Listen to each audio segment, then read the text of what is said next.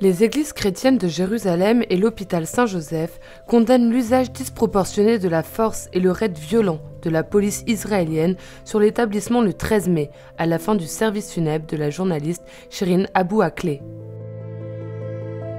Le monde entier, et nous en premier, avons été choqués par ces images de la police israélienne attaquant ceux qui portent un cercueil avec un cadavre à l'intérieur. Nous comprenons très bien les exigences de sécurité, mais elles ne peuvent justifier une attitude aussi agressive.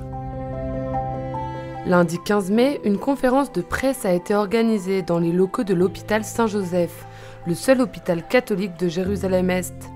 L'institution a condamné l'action de la police sans respect pour le type de lieu et le contexte. Il n'y a pas eu de violence, il n'y avait aucune raison d'attaquer. Ce qui s'est passé est inacceptable. Nous sommes en train d'étudier avec le patriarche, qui est le chef du conseil d'administration, et les sœurs de Saint-Joseph, la meilleure façon d'engager une action en justice contre la police. 13 personnes ont été secourues dans l'hôpital à la suite des affrontements, dont un des médecins de l'établissement, qui a été blessé par une grenade assourdissante qui a explosé près de lui.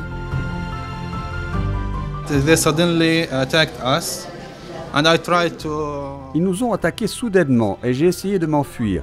Tout le monde courait, c'était la panique. Une des grenades paralysantes a explosé près de moi et m'a brûlé.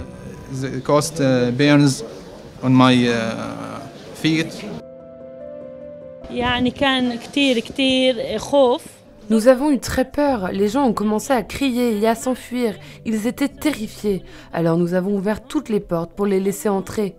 Nous sommes un hôpital, nous aidons les malades, nous aidons tout le monde, chrétiens, musulmans, juifs. Nous sommes des artisans de la paix.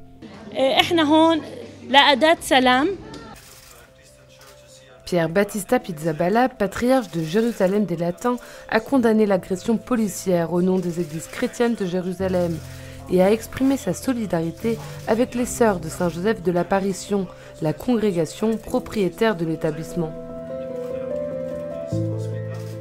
Nous ne pouvons pas rester silencieux. Il est de notre devoir de dire « maintenant, ça suffit ». Les gens nous le demandent. Notre devoir institutionnel nous demande aussi d'être présents et d'élever la voix quand c'est nécessaire. Le représentant de la délégation papale a souligné la grave violation des droits de l'homme et en premier lieu de la liberté religieuse. L'accord fondamental entre le Saint-Siège et Israël, dans le premier article, dit clairement que l'État d'Israël s'engage à respecter le droit à la liberté religieuse. Et ici, nous avons affaire à une procession funéraire, où ce droit a été violé de manière brutale. Ce qui s'est passé est une blessure pour les sœurs, mais cela n'arrête pas la mission de la congrégation et de l'hôpital. L'hôpital reste un lieu de paix, de réconciliation et d'accueil.